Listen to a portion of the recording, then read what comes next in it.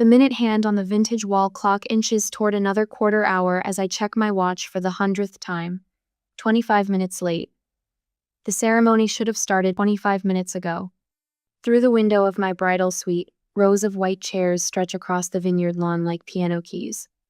October sunlight sparkles off crystal glasses arranged on reception tables, and white roses climb the arch where Mark waits. Where I should be standing right now, becoming his wife. Claire? Sarah, our wedding coordinator, peers around the door. Her professional smile wavers at the edges. Should we, perhaps? Just 5 more minutes. My voice comes out steady, but my hands tremble as I check my phone again. No missed calls, no text messages, no explanations. The lace sleeve of my wedding dress catches on my engagement ring as I scroll through my contacts. Mom, Dad. Their numbers stare back at me, unused since the rehearsal dinner last night when everything seemed fine, better than fine. Mom had actually hugged me, told me I looked beautiful. Dad had cleared his throat in that gruff way that means he's holding back tears. A gentle knock breaks through my spiral. Claire? Mark's voice carries through the door, warm and worried. Can I come in? You're not supposed to see me before, the words catch in my throat.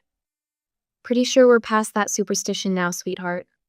I smooth my dress, an automatic gesture Mom drilled into me since childhood. Always be presentable. Never let them see you rattled. Come in. Mark steps inside, handsome in his tuxedo, his face etched with concern. I try to smile, to be the composed bride, but something in his gentle expression makes my careful walls crack. They're not coming, are they? Lily just called your Aunt Patricia. Jenny, my maid of honor since 7th grade, touches my arm. Her voice drops to a whisper. Your parents are at Amanda's birthday brunch in Palm Springs. The words don't make sense at first. They're a puzzle with missing pieces, a story with pages torn out. Then understanding hits like a physical blow, and I find myself staring at my reflection in the full-length mirror. I see a 10-year-old girl proudly clutching her straight-A report card while Mom and Dad fuss over Amanda's soccer trophy. Second place is wonderful, sweetheart. Claire, put that paper on the fridge if you want. I see myself at 16, stirring spaghetti sauce as headlights sweep across the kitchen window. Amanda sauntering in 2 hours past curfew, Mom asking if she's hungry, Dad chuckling about teenagers being teenagers. No questions, no consequences. I see myself at 19, suitcase handle cold in my grip. Amanda never gave us this much trouble. Mom sighs, not even looking up from her magazine. I just don't understand why you can't be more like your sister. The memory blurs as a tear slides down my cheek. I catch it before it can fall on white satin, the motion as automatic as all my careful strategies for staying perfect, staying worthy, staying what they want me to be. Mark's hand settles warm on my shoulder. In the mirror, I see him standing behind me, solid and steady as the ground beneath my feet. It's your call, Claire. We can wait longer if you want. His words unlock something in my chest, a truth I've spent 28 years trying not to see, trying to fix, trying to earn my way around. They're not coming. They were never going to come. No matter what I do, what I achieve, what I sacrifice, I will never be Amanda, and that's all they've ever wanted me to be. I straighten my spine, 1 tear. They get 1 tear and not a single one more. I reach up and adjust my veil with steady fingers. No, I say, and my voice rings clear as chapel bells. They've made their choice, I'm making mine. Another knock, Sarah again. Claire, the musicians are asking. Tell them to start the processional. I meet my reflection's eyes. They're clearer now, stronger. I'm not letting them ruin today.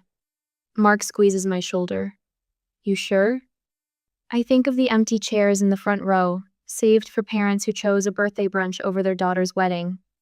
Parents who couldn't give me this one day, who couldn't pretend, even for an hour, that I mattered as much as Amanda. I'm sure. I smooth my dress one final time, not for Mom's approval now, but for myself. Some chairs speak louder than words. and I'm done pretending I can't hear what they're saying. I take Mark's arm, letting his strength steady me. Through the window, I see our guests shifting in their seats, murmuring in confusion about the delay. But they came. All these people chose to be here, chose to support us, chose to make this day matter. Ready? Mark asks. I squeeze his arm. I've never been more ready in my life.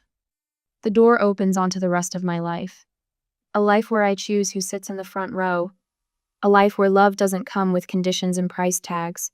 A life that's finally, completely, mine. Let's go get married.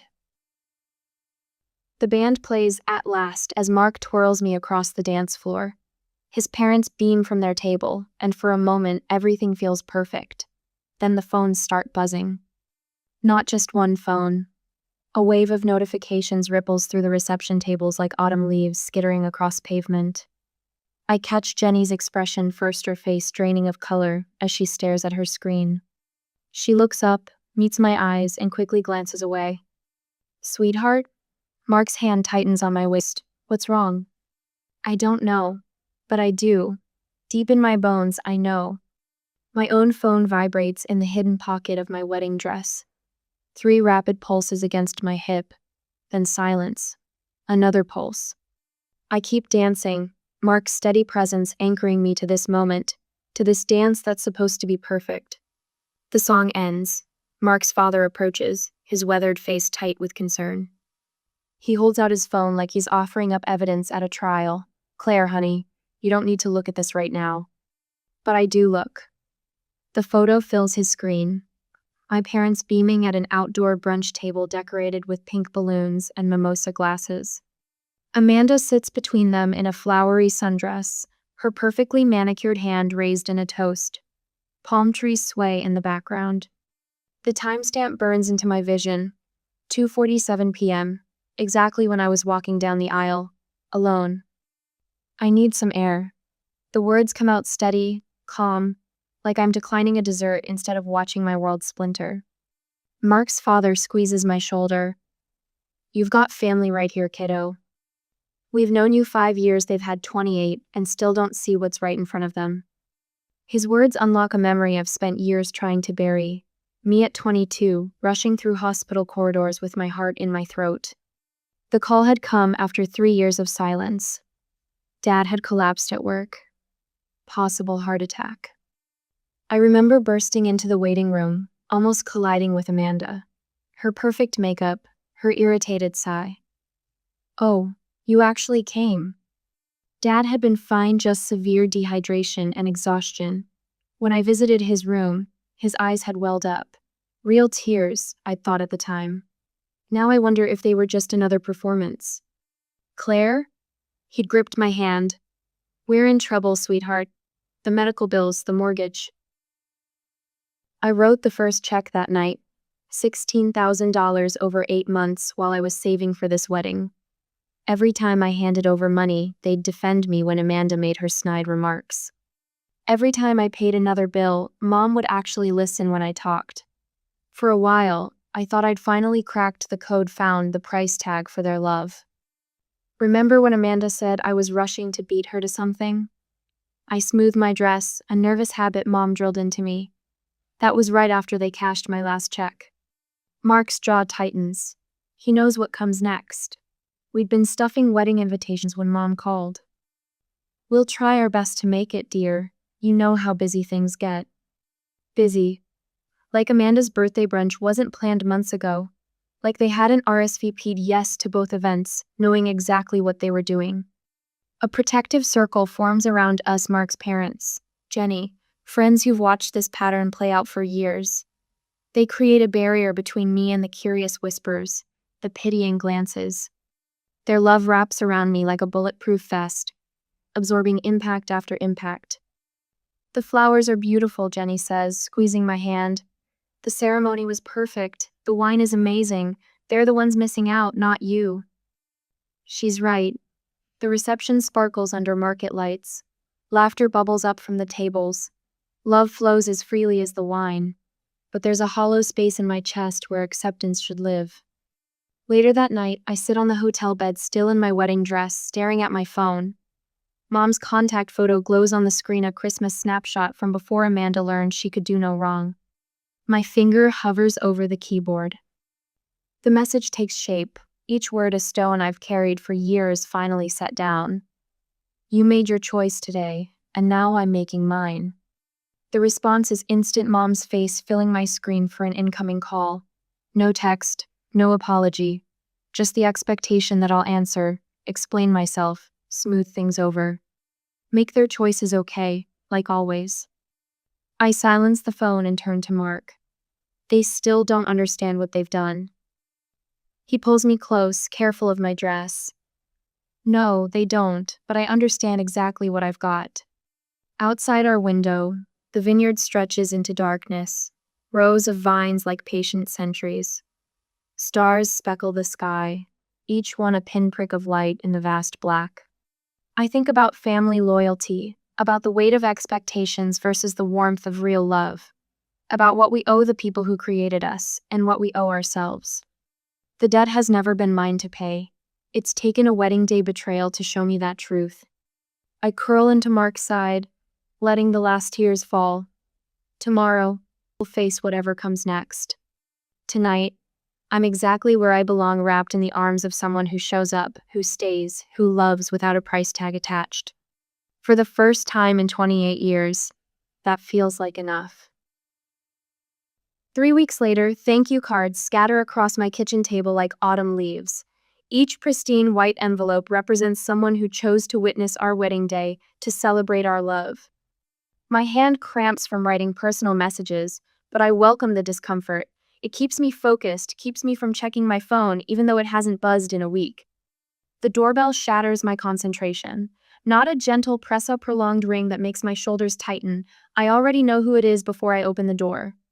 Mom stands in the hallway, her pearl necklace gleaming against her coral blouse, the same blouse she wore to Amanda's birthday brunch. Her lips quiver with what anyone else might mistake for emotion, but I recognize the theatrical tremble from countless childhood moments. How could you tear this family apart over something so petty? The words burst from her before I can even step back to let her in. I hold the door open wider, my bare feet cold against the hardwood floor. Come in if you want to have an actual conversation. She sweeps past me, designer purse clutched to her chest like armor. Her perfumey same scent she's worn since I was little fills the entryway. The familiar rose and jasmine notes that once meant comfort now make my throat tight. Amanda is heartbroken. Mom paces my living room, her heels clicking against the floor. She can't sleep, can't eat. Your behavior has affected everyone, and over what? A party? The word hits like a slap. A party? It was just a wedding, Claire. Your sister only turns 30 once. My hands still on the back of my couch, gripping the fabric. The familiar fog of invisibility creeps in, that childhood sensation of dissolving, becoming transparent, unreal, but something else rises with it. Something with teeth. My wedding wasn't just a party. My voice comes out quiet, but it cuts through her theatrics like a blade through silk. Here we go again with the dramatics. I moved back here when Dad got sick. The words fall like stones between us. I postponed my promotion. I worked remotely. I drove him to every appointment while Amanda was too busy with her social media consulting. Mom waves her hand. Your sister has a very demanding career. I gave you and Dad $16,000. My voice grows steadier with each truth. $16,000 that I'd saved for my wedding. Amanda wouldn't spare a dime. After everything we've done for you? What exactly have you done? I straighten, release my death grip on the couch. Besides, compare me to Amanda my entire life? Besides, show up to every soccer game she played while missing my honor society induction? Besides, choosing her birthday brunch over my wedding? You're being melodramatic, as usual. Mom's voice turns sharp. Your father is devastated by your behavior, and Amanda says you've always been jealous of her. A strange calm washes over me. Like stepping into the eye of a storm, everything's suddenly clear and quiet. I see the pattern laid bare, the guilt trips, the gaslighting, the constant deflection. I'm not asking for special treatment. I walk to my front door, rest my hand on the knob. just equal treatment.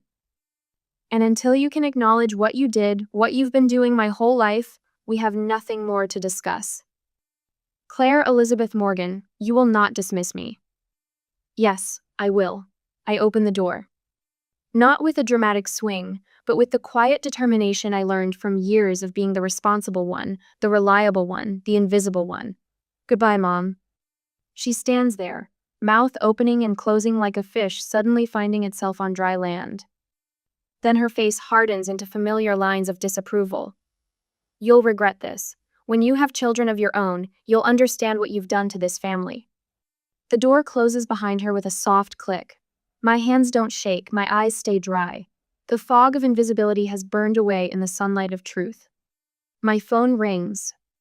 Amanda's name lights up the screen, her contact photo showing her perfect smile, her perfect life, the life that has cost me so much of mine. I answer because old habits die hard. Hello? Claire. Her voice drips honey and arsenic. I've been thinking about everything that's happened, and I think I know how you can make things right. I wait. The silence stretches between us like a tripwire. I'm starting a business. Each word precise, calculated. A real one this time, not like my other projects. I need $30,000 to get it off the ground. My laugh startles us both. You want money from me? Now? You owe the family after everything we've done. The honey dissolves, leaving only poison. Mom and Dad sacrificed so much for your education, your wedding. My education that I paid for myself? My wedding that you all skipped? God, you're still hung up on that? It was just a party, Claire. You know what your problem is? You've always been. I press the red button on my screen, ending her sentence, ending the conversation, ending 28 years of making myself smaller to fit inside the box they built for me. The thank you cards still wait on my kitchen table. I sit down, pick up my pen, and begin writing again. But this time, my hand doesn't cramp. Each word flows freely, thanking the people who showed up, who chose to be there, who saw me even when my own family looked right through me. The afternoon sun streams through my window, warming my skin.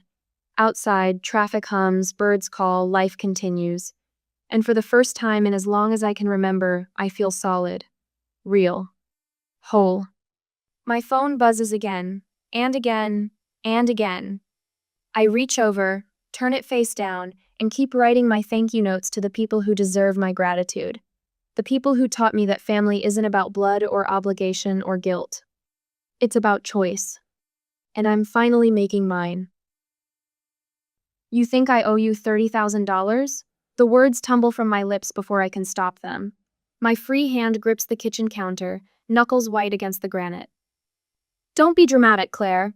Amanda's voice drips sugar and acid through the phone 2 hours later. After everything Mom and Dad sacrificed for you? College tuition, dance lessons, braces. She pauses, and I picture her examining her manicure the way she always does when delivering calculated blows. And let's not forget how sensitive you're being about a simple party. The familiar buzz starts in my ears, that static noise that always comes when Amanda rewrites history. My wedding wasn't a party. Whatever. The point is, I'm starting a business. A real business, not your little marketing job. And since you've been so difficult lately, Mom and Dad think it's time you contributed properly to the family. I close my eyes, remembering the lawyer's words from last week. Document everything. My phone records every poisonous word as Amanda continues. They're considering legal options, for repayment of past support. Another pause. But I told them I'd talk to you first, sister to sister. The static in my head crescendos. Legal options, of course. When guilt fails, they resort to threats. I need to think about this. My voice emerges steady, controlled, a tone I learned from years of walking on eggshells. Goodbye, Amanda. I end the call before she can respond, fingers trembling as I pull up Mark's number. 1 ring, 2. His familiar, "Hey, sweetheart," nearly breaks my composure. They want $30,000, the words spill out. Amanda says they're getting lawyers involved, for past support, for raising me. I'm calling Rachel. Mark's voice hardens. Rachel, his cousin, who happens to be a family law attorney. Don't respond to anything else from them until we talk to her. The call with Rachel comes that afternoon, An hour after the call, I was in her office. Her office smells like coffee and old books, nothing like the sterile corporate spaces where Amanda conducts her business ventures. They have no legal claim. Rachel's pen scratches across her yellow notepad. Parents are legally obligated to provide basic care and support for their children. They can't retroactively demand payment for doing what the law required them to do. My shoulders drop an inch. What about the money I already gave them? The $16,000? Rachel flips through her notes. That was a gift, not a loan. Unless they have documentation proving otherwise? I shake my head. They said they'd pay it back, but they never put it in writing. Rachel's eyes soften. Claire, I need you to understand something. This isn't about money. This is about control. The truth of her words settles in my chest like a stone. My phone buzzes. Dad's number lights up the screen. Rachel nods, and I answer on speaker. Princess. His voice wavers, nothing like his usual confident tone. We need to talk about the family situation. My heart clenches at the old nickname. He hasn't called me that since I was 12. Your mother and I, we're facing some difficulties. Medical bills, the house needs repairs. He clears his throat. We might need to stay with you and Mark. Just temporarily. The familiar weight of obligation presses against my ribs. How many times have I carried their burdens? How many times have I believed this sacrifice would finally make them see me? Rachel slides her notepad across the desk. In clear, steady handwriting, they're escalating because you're breaking free. I'll need to discuss this with Mark. My voice stays level, and I'll need everything in writing.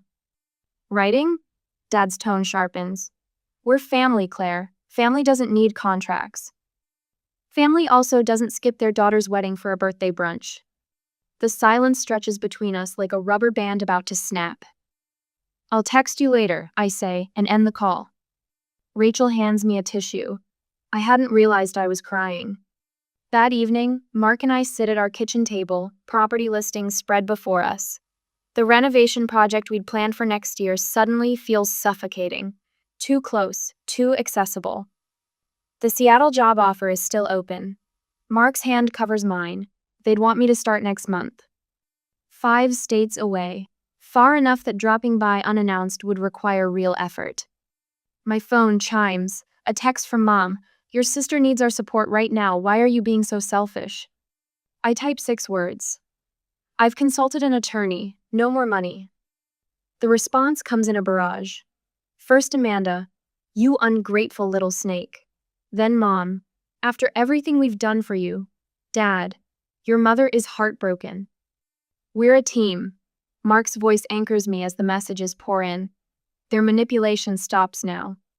I silence every contact except his. The quiet that follows feels like standing in the eye of a hurricane, terrifying and peaceful all at once. Sometimes I whisper, staring at the Seattle listings, the only way to be seen is to disappear. My Aunt Patricia calls an hour later. Your mother says you've abandoned them in their time of need. Her voice carries decades of family dynamics. Claire, honey, you need to be the bigger person. I've been the bigger person my whole life. The words rise from some deep, untapped well of truth. I'm done making myself small to make them comfortable. I hang up and block her number too. In the sudden silence of our kitchen, Mark pulls me close. Through the window, I watch the sun set behind the hills where my parents' house sits. Tomorrow, they'll try again. Different tactics, same goal. But tonight, in this moment of quiet revolution, I finally understand.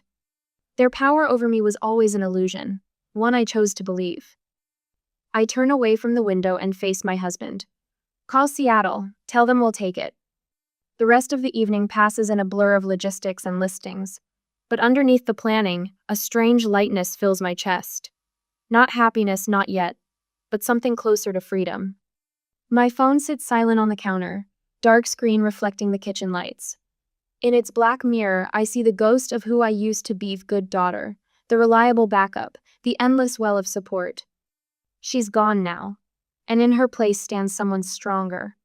Someone who finally knows her worth isn't measured in dollars or favors or sacrificed dreams. Someone who understands that sometimes love costs too much. The sun stretches long shadows across hardwood floors Mark picked for our new Portland home. 3 months of quiet mornings, predictable routines, peace. No drama, no guilt-laden phone calls, no Amanda. Until now. My parents' Mercedes pulls into our driveway, Amanda's red Audi right behind it. My stomach clenches as I watch from the kitchen window. Mark left for Seattle 2 hours ago, a business trip we'd planned for weeks. They must have known, must have waited. The doorbell chimes. I count to 10, straightening my spine the way I learned in college debate club. Whatever comes next, I won't let them see me flinch. Mother's face crumples when I open the door. Claire, sweetheart. Her voice wavers, practiced tears brightening her eyes. Dad stands behind her, mouth set in that stern but concerned expression he perfected during my teenage years. Amanda sniffles, mascara artfully smudged. Perfect casting for their little intervention. This is unexpected, I say, keeping my tone neutral. The words taste like chalk. A daughter shouldn't need an invitation to see her parents. Dad's voice carries that familiar weight of authority, of obligation. Especially when they've driven hundreds of miles to make things right. Amanda pushes past them into my foyer, uninvited. Her designer heels click against the hardwood Mark and I installed together. Nice place, she says, but her nose wrinkles like she's smelling something unpleasant, though it's a bit remote. That was the point. I leave the door open, a clear message they pretend not to see. Mother sinks onto my couch, hand pressed to her chest. The doctor says my blood pressure. She pauses for effect. Well, the stress of this family situation isn't helping. I'm sorry to hear that. The words come automatically, years of conditioning trying to take over. I push them back. Dad paces, each step deliberate. Claire, you've always been the sensible one. This distance, these accusations isn't like you. You're right. My voice stays steady. The old Claire would have accepted your excuses, would have written another check, would have smiled while you missed another milestone. Amanda's eyes narrow. She leans close as she passes me, whispers, "You still owe us." The words hit like a slap. But instead of flinching, I walk to my home office. I need to show you something. The cream folder sits ready on my desk, organized during sleepless nights when I wondered if this moment would come. Bank statements, text messages, photos. A paper trail of love offered and rejected. Mother's tears vanish when I spread the documents across my coffee table. What is this? Evidence. I point to the bank statements. $16,000 I sent you last year. Here's Amanda refusing to help when I asked her to split the cost. My finger moves to the text screenshots, and this, I tap the photo of them at Amanda's birthday brunch. This was taken the exact moment I walked down the aisle alone. You're being dramatic. Amanda rolls her eyes, but her fingers twist together in her lap. No, the word rings clear as chapel bells. I'm being honest, something this family never learned to do. After everything we've done for you, Dad's mask slips, showing the anger beneath. The sacrifices. We're conditional. I stand straighter. Every gift came with strings. Every kindness had a price tag. I won't fund Amanda's business. I won't be your financial safety net. If you want a relationship with me, it will be based on mutual respect, not obligation. You've always been so selfish, Amanda spits, desperation cracking her perfect facade.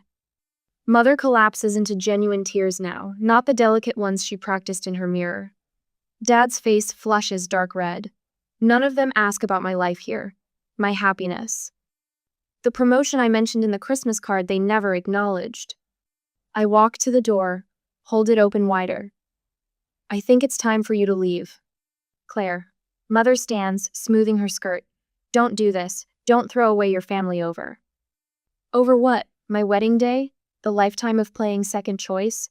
The money you took while treating me like a bank instead of a daughter? Each question hits like stones dropping into still water. You showed me exactly where I stand. I'm just finally standing somewhere else. They file out, Amanda first, then Mother clutching Dad's arm. The autumn breeze carries the scent of wood smoke and changing leaves. Behind them, my home waits clean and quiet and mine. A space where love doesn't come with conditions. The door closes with a soft click. Not a slam, not an explosion. Just the quiet sound of choosing peace over performance, truth over pretense, self-respect over suffocating love. My hands don't shake as I turn the lock. I've paid enough. The minute hand on our kitchen clock moves in steady, unhurried clicks. 6 months ago, each tick felt like a countdown to the next crisis, the next guilt-laden phone call, the next impossible demand. Now the sound blends with morning birdsong through open windows, with Mark's contented humming as he pours coffee, with the gentle rustle of spring air through our herb garden. I stretch, feeling the unfamiliar lightness in my shoulders. No tension headache, no knot of dread in my stomach anticipating Mom's daily updates about Amanda's latest crisis. Just the warm aroma of coffee and the way sunlight catches the prism hanging in our window, scattering rainbow fragments across white walls. Big plans today? Mark sets my favorite mug beside my laptop. The ceramic is warm against my palms, solid and grounding. Meeting with Susan at 10. I take a sip, letting the richness linger.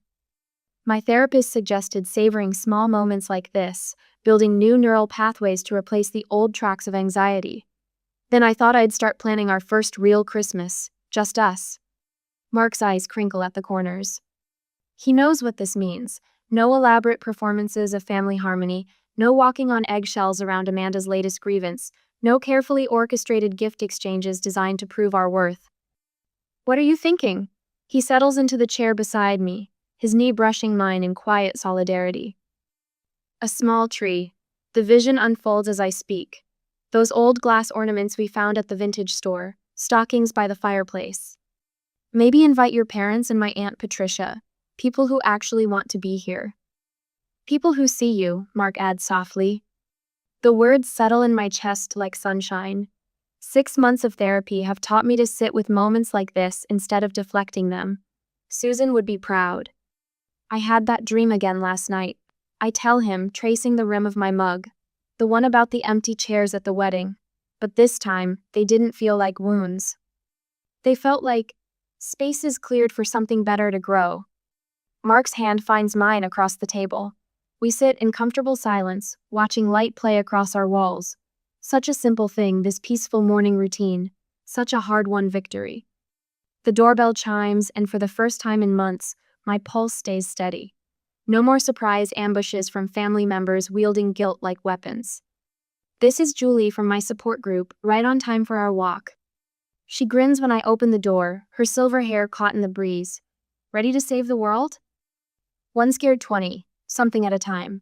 I grab my jacket, kiss Mark goodbye, and step into the crisp morning air. The community center where we volunteer sits 4 blocks away, its brick walls weathered but welcoming. Inside, familiar faces nod as we pass. Here, everyone understands the complex journey of choosing peace over toxic family bonds. No judgment, no pressure to reconcile, just quiet support and shared wisdom.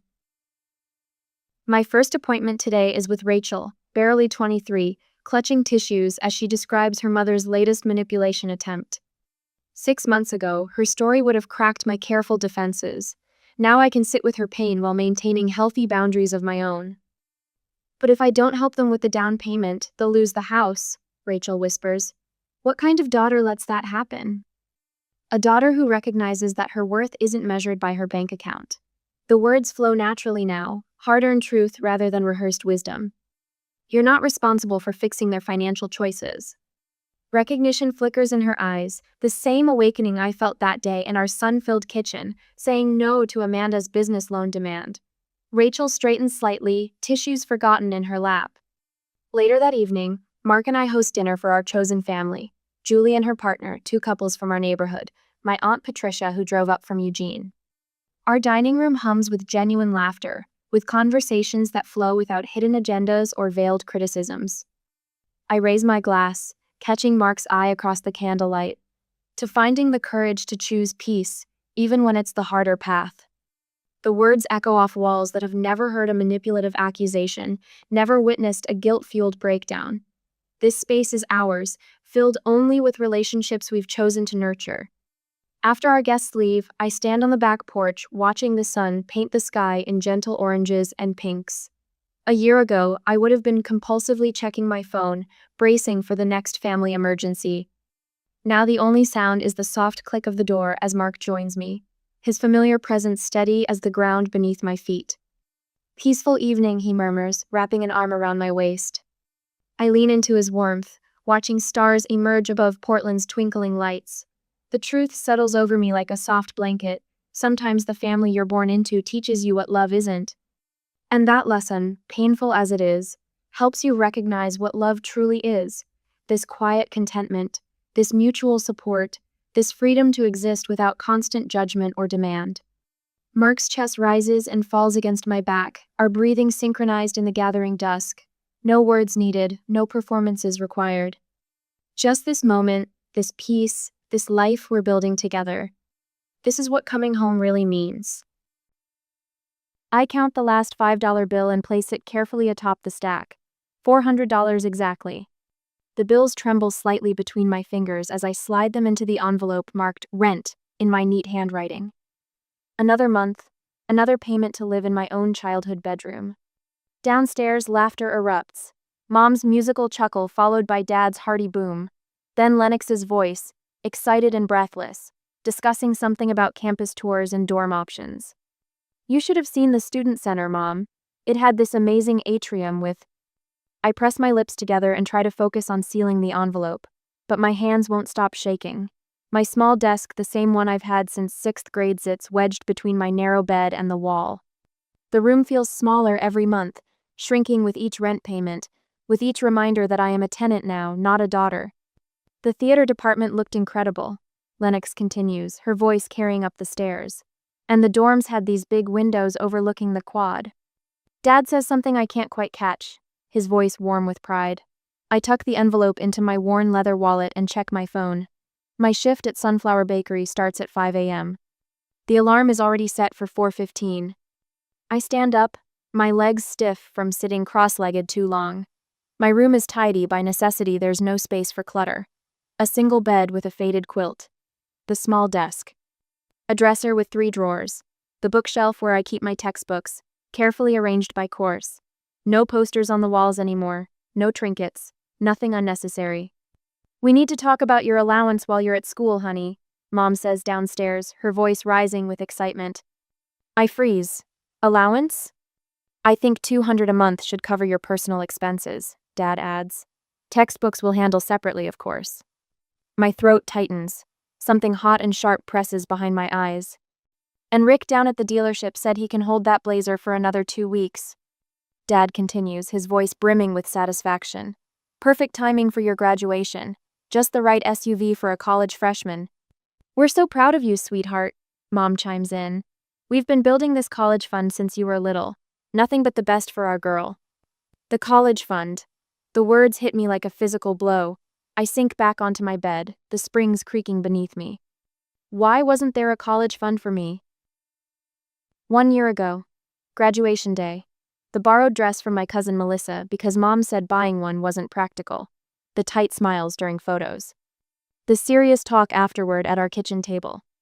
Dad straightening his tie, clearing his throat. Rhea, you're 18 now, an adult. And adults pay their way.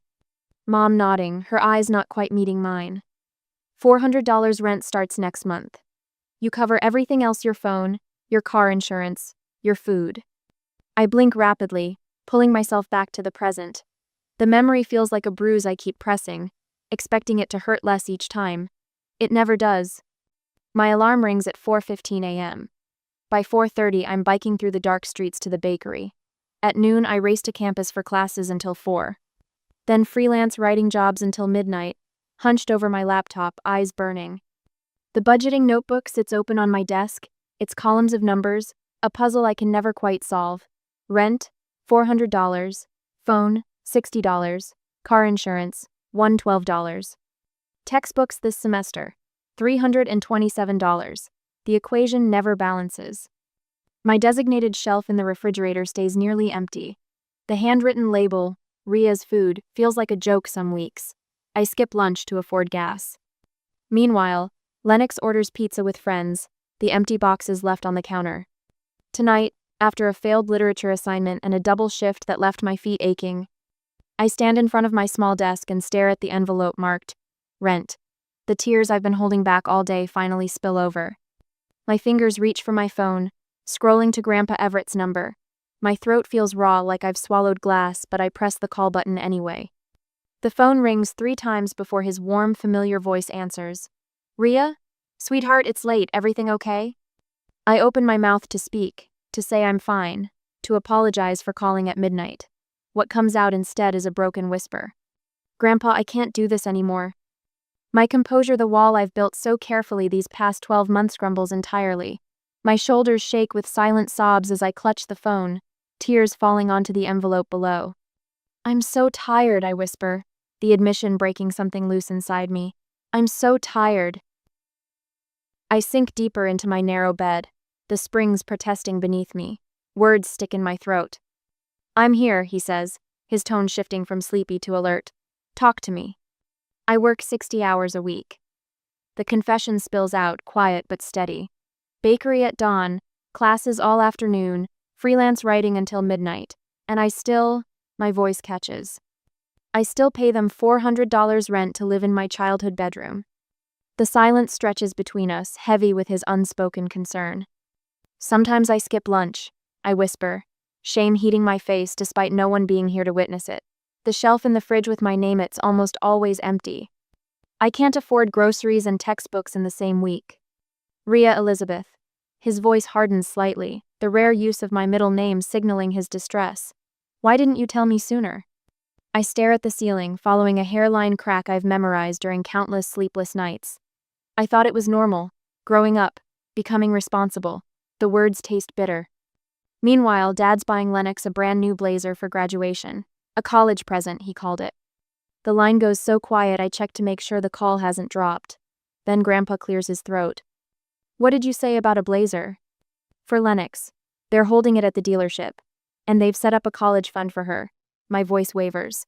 $200 monthly allowance while she's at school. Another silence, longer this time. When Grandpa speaks again, his voice carries an edge I've rarely heard. "But what about the college money?" I frown, confused. "What college money?" "The $42,000 we gave your parents last year." Each word falls like a stone. "For your education." The world tilts sideways. My fingers go numb around the phone as his words echo in my head.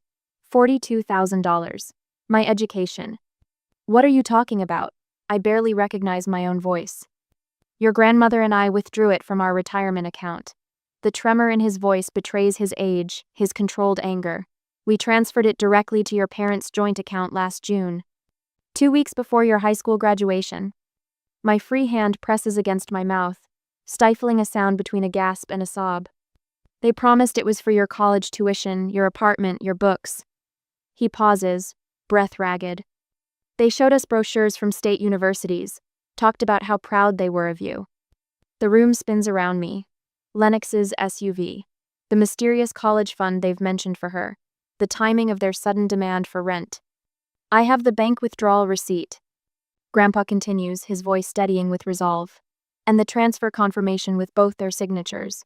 For Rhea's future," your father wrote on the form. For hours after we hang up, I sit motionless on my bed. The envelope marked rent mocks me from my desk. I stare at my hands in the dim light calloused from kneading dough, nails cut short for practicality. Baker's hands. Working hands. Hands that have passed over thousands of dollars to the people who betrayed me. My laptop glows blue in the darkness as I pull up my bank account. The regular withdrawals stare back at me. $400 on the first of every month, labeled rent, 12 payments. $4,800 total.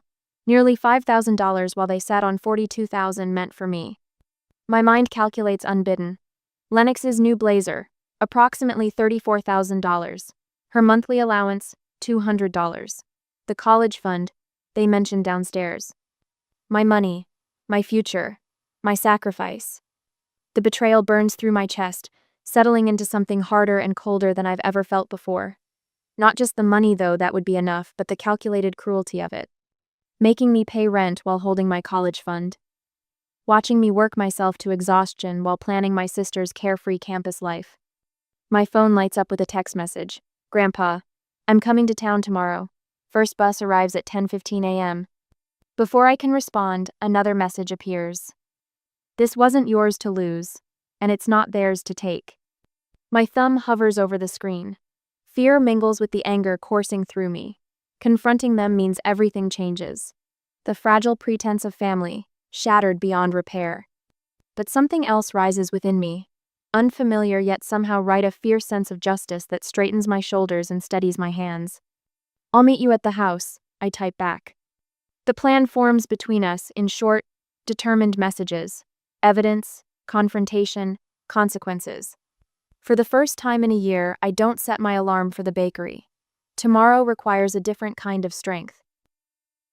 Next day, Grandpa Everett stands on the porch, one hand resting on his worn leather briefcase. The autumn sun catches on his silver hair, casting a halo around his weathered face. His charcoal suit, the same one he's worn to every important family occasion for 20 years, hangs perfectly from his tall frame. I open the door before he can knock. You came. His eyes, so like mine, crinkle at the corners. I told you I would, didn't I? He enfolds me in a hug that smells of aftershave and peppermint. For a moment, I let myself lean into his strength. The sound of footsteps breaks us apart. Mom appears in the foyer, her smile too bright, her floral blouse freshly pressed.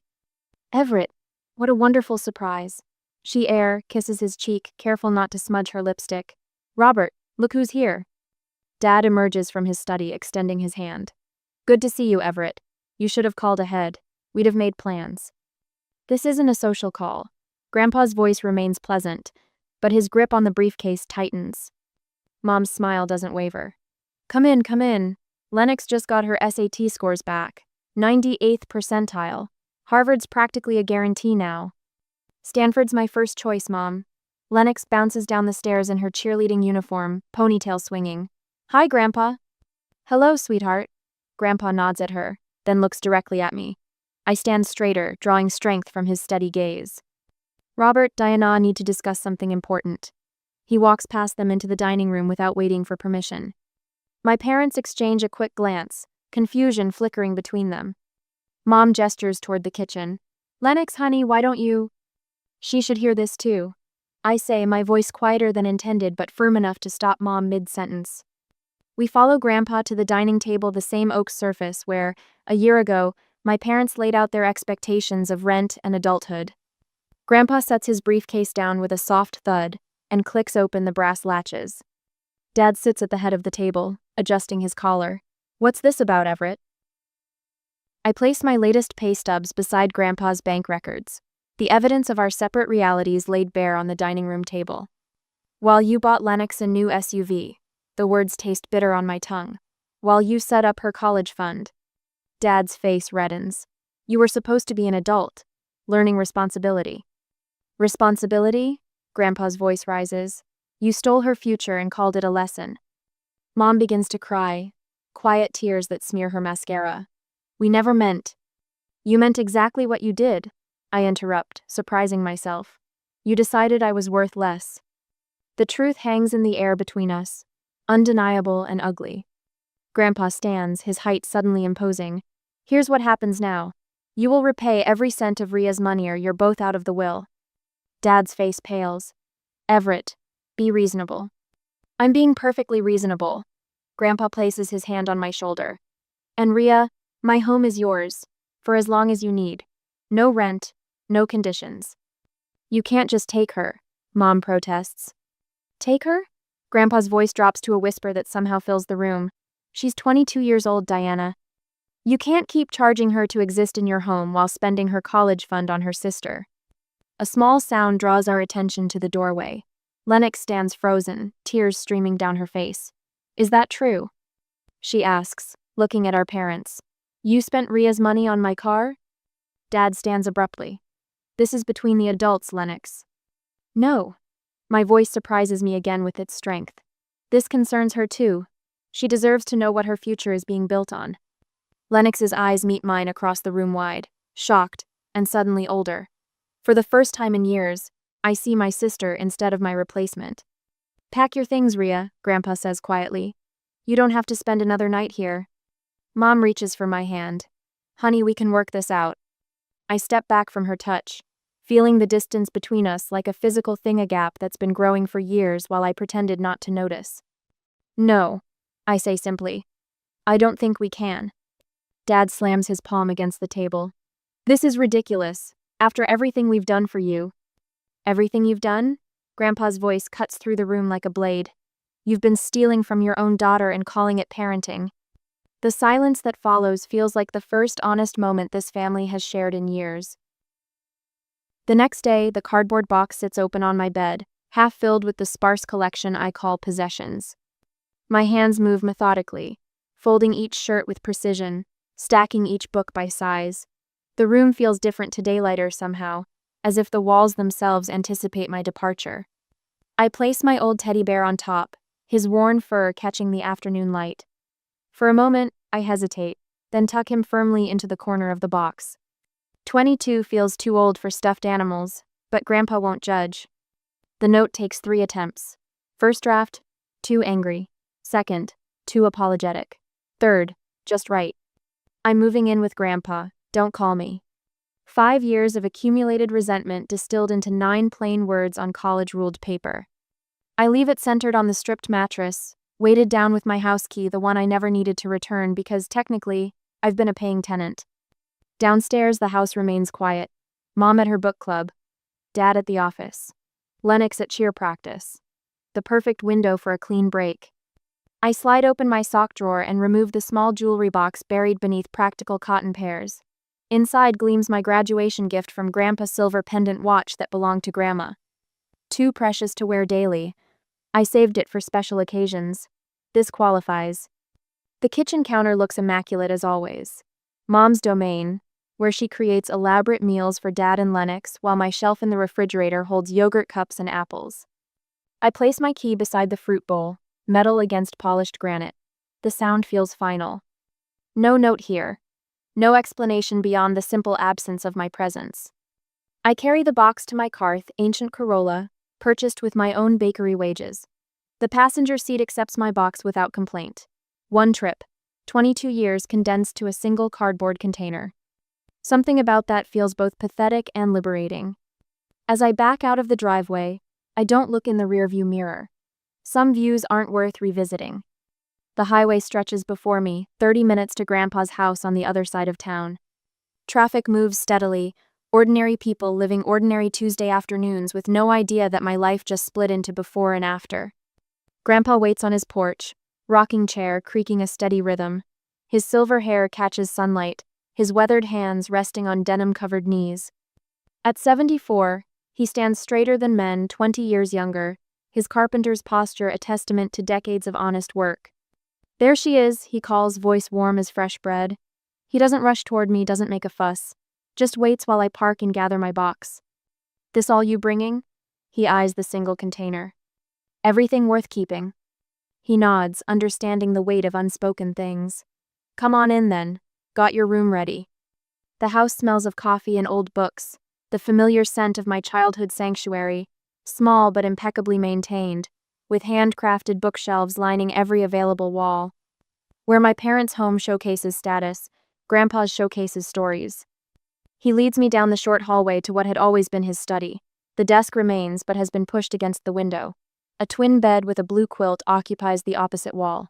Simple, functional, mine. Figured you needed the desk for schoolwork. He shrugs, hands in pockets. Bathroom still where you remember. Kitchen's always open.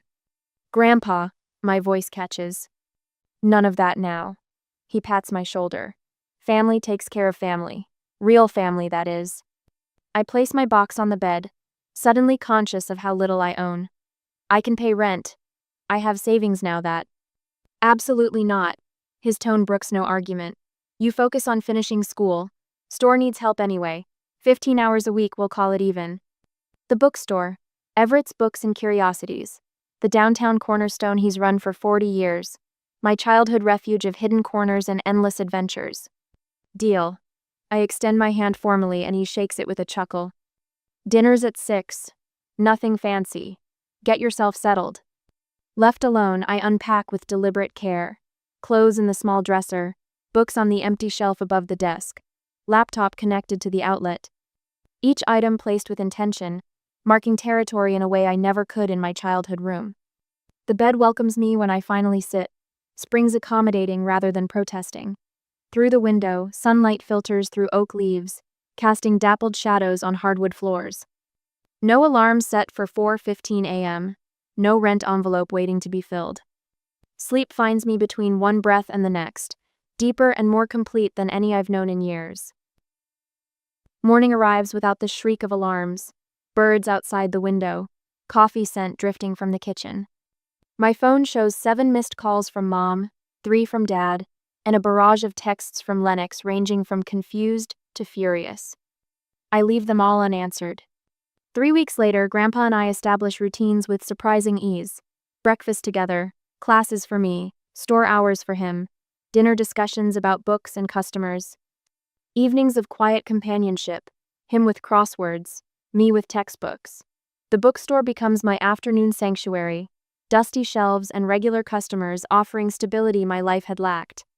Word filters back through mutual acquaintances, Mom crying at church, Dad explaining my temporary breakdown to neighbors.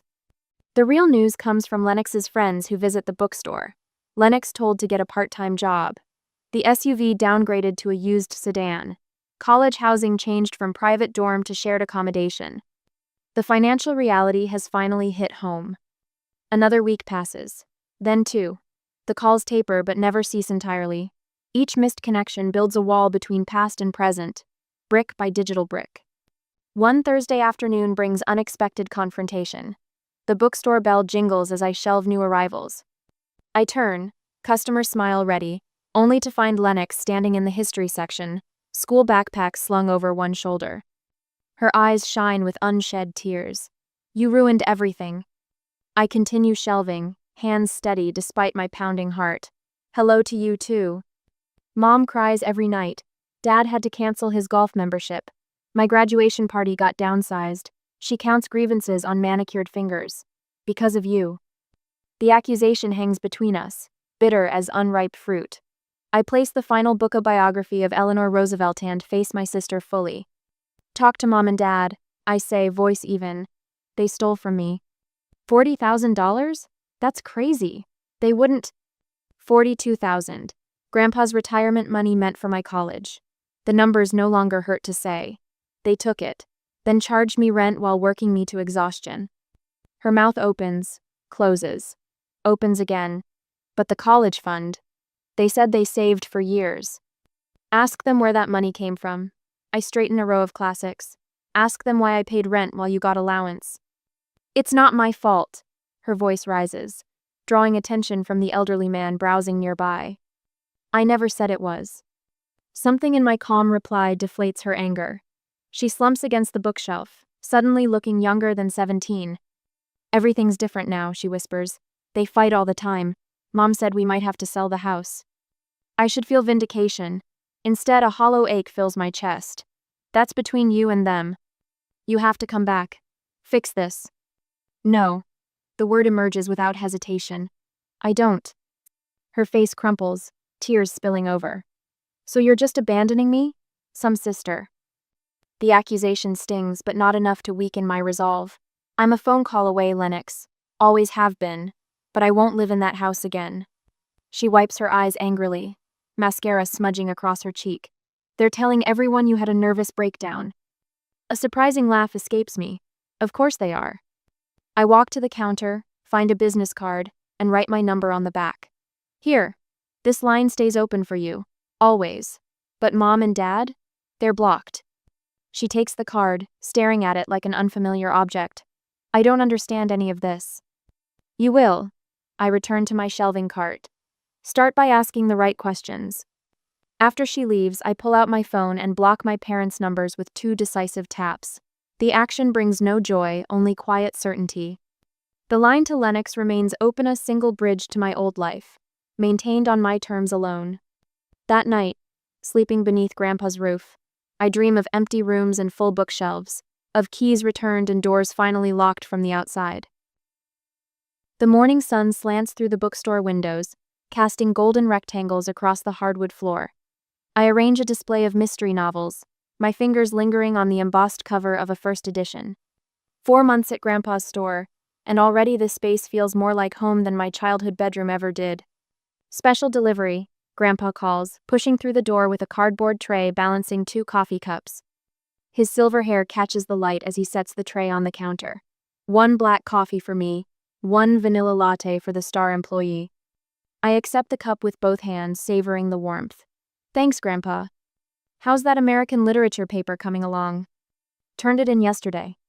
Professor Jackson said my analysis of Steinbeck was remarkably insightful. The words still feel strange in my mouth, praise without qualification, acknowledgement without strings. Not surprising. Grandpa taps his temple. You've got the Everett brain, sharp as they come. My phone buzzes in my pocket. I ignore it. That's the 3rd time this morning, Grandpa notes, eyebrows raised above his reading glasses. I pull out the phone and glance at the screen. Lennox again. You going to answer this time? The question hangs between us as I stare at my sister's name. Weeks of silence since that day at the library. But also of her messages ranging from accusatory to pleading. This one simply reads, "Can we talk? Please." Not now, I say, sliding the phone back into my pocket. The new shipment needs processing. Grandpa doesn't push. Instead, he hands me the store keys. I'm trusting you to close up tonight. I've got that doctor's appointment at 4. The weight of the keys feels significant in my palm, trust made tangible. Not earned through exhaustion or paid for in $5 bills, but freely given. I'll be fine, I assure him, moving toward the storage room. I thought I might rearrange the classics section afterward, group them by time period instead of just alphabetical. Make it yours, Grandpa says with a nod. This place could use a young person's touch. By evening, I've transformed the classics corner with wooden crates I found in storage, creating a stepped display that showcases leather-bound editions. My small potted fern sits atop the highest crate, adding a touch of green life to the aged pages below. My midterm grades arrived this afternoon, 3 As and a B+. Without the crushing fatigue of 60-hour work weeks, my brain functions again. Ideas flow. Words come easily. Sleep actually restores. When my phone buzzes again at 7, I'm balanced on a stepladder, arranging travel memoirs by continent. This time, I answer. Hello? Silence, then a shaky inhale. Rhea? Lennox's voice sounds smaller than I remember. I'm here. My tone remains neutral, neither welcoming nor dismissive. I didn't know. The words rush out. About the money. About what they did. I swear, Rhea, I didn't know. I close my eyes, one hand gripping the ladder rung. Okay. That's it? Just okay? What do you want me to say, Lennox? That I forgive you? That everything's fine now? No, she pauses. Maybe just that you believe me. I step down from the ladder, moving to the window seat where afternoon readers often linger. Outside, streetlights flicker on as dusk deepens. Can we meet somewhere? She asks into my silence. Not at home. Somewhere neutral. The request surprises me. Why? Because they've been lying to me too. My fingers tighten around the phone. About what? Everything. College. Money. Her voice cracks. You. We agree to meet at Copper Cup, a coffee shop equidistant between Grandpa's store and our parents' house. The following afternoon, I arrive 15 minutes early, claiming a corner table with clear sightlines to both the entrance and exit.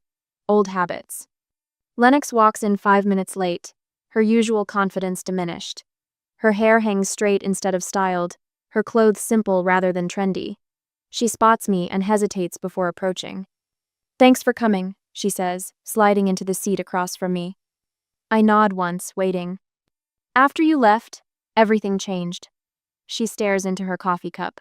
Dad said I couldn't have the blazer anymore. Mom said my allowance would have to wait. Then last week, I overheard them arguing about money, about having to pay back Grandpa. And Mom said something about appearance money. That they'd spent it all keeping up appearances. Lennox looks up, her eyes rimmed red. Including my entire college fund. There never was one, Rhea. They lied to both of us. The revelation settles between us like a third presence at the table. They made me get a job at the mall, she continues. Dad said I need to understand the value of $1, like it's some big life lesson and not just punishment for getting caught. I finish. She nods, a tear slipping down her cheek. How did you do it? Work so much and still keep your grades up? I'm failing 2 classes already. The question lacks her usual competitive edge. For the first time, Lennox looks at me not as a rival but as someone who survived something she's only beginning to understand. One day at a time, I answer, surprising myself with the lack of bitterness in my voice. Not forgiveness, not yet, but acknowledgement. A recognition of our shared wounds, differently inflicted. As we talk, my phone lights up with yet another call from our father. The 7th this week. I silence it without looking, just as the bookstore keys shift in my pocket, a reminder of where I belong now and what I've survived to claim. I stand behind the counter at Everett's Books, watching sunlight stream through the newly installed skylights. 2 years have transformed this space and me along with it. The dated carpeting has given way to polished hardwood. Vintage reading lamps cast warm pools of light onto comfortable chairs. The air smells of paper, coffee, and possibility. Miss Everett, where would I find books on astronomy? A college freshman with anxious eyes approaches the counter. Second aisle, blue section. I point toward the science corner. Are you taking Professor Whitman's intro course? Her eyes widen. How did you know? Thursday evening student readings. I host them upstairs in the community room. I reach under the counter for a flyer. 7 o'clock. Free coffee and good company. She takes the flyer, smiling. I'll be there. After she walks away, I run my fingers along the polished wood of the counter. Mine. Not just the business, the apartment upstairs, too. Small but perfect. With windows overlooking Main Street and bookshelves lining every wall. No rent envelopes, no borrowed dresses, no empty refrigerator shelf with my name taped to it. The bell above the door chimes. Lennox walks in, her backpack slung over one shoulder. Her hair is pulled back in a simple ponytail, her face free of makeup. Working 20 hours weekly at the campus coffee shop has stripped away some of her polish, replacing it with something more substantial. Hey, she approaches cautiously, always tentative in this space. I brought those marketing textbooks you wanted to look at. Our relationship remains a work in progress. She attends community college now, not the prestigious university our parents promised. The SUV was sold last year to help cover tuition. The allowance never materialized. Thanks. How's the psychology paper coming? I ask. Finished it yesterday after my shift. Pride flickers across her face. First day in the class. I nod, genuinely pleased for her. Good work. The phone rings, and I check the caller ID. Mom. Again. I let it go to voicemail like I've done for months. Their desperate excuses grow tiresome. How they meant to tell me about Grandpa's money, how they planned to pay it back someday, how they never meant to hurt me. Lennox notices but says nothing. She understands now. Some trust, once broken, stays fractured. The bell chimes again. Mrs. Holloway, my former literature teacher, enters with a stack of book club selections. Rhea, the store looks wonderful. She glances around appreciatively. I hardly recognize it. Thank you. We've expanded the online operation too. She sets her books on the counter. I tell my students about you, the quiet girl who graduated with honors while working full-time. I finished my business degree last month, I say, feeling a flush of pride. How did you manage it all, she asks. So many young people give up when things get difficult. I glance toward the back office where Grandpa sits reviewing inventory, his silver hair catching the light. I learned what truly matters, I answer simply. Later, after closing, I write in my journal while seated at the window overlooking Main Street. The words flow easily tonight. This life, this business, it was never theirs to take. The stairs creak as Grandpa makes his way up with our evening tea. This is our ritual planning tomorrow while the day's receipts settle. Sign company called, he says, setting down my cup. Installation tomorrow at 9. We move to the front window, looking down at the storefront below. The old Everett's Books sign will come down in the morning. Thank you for seeing me when they couldn't, I say quietly. Grandpa's weathered hand finds mine. The best investments are in people who show up. Tomorrow, the new sign goes up. Everett and Rhea's Books. Mine. At last.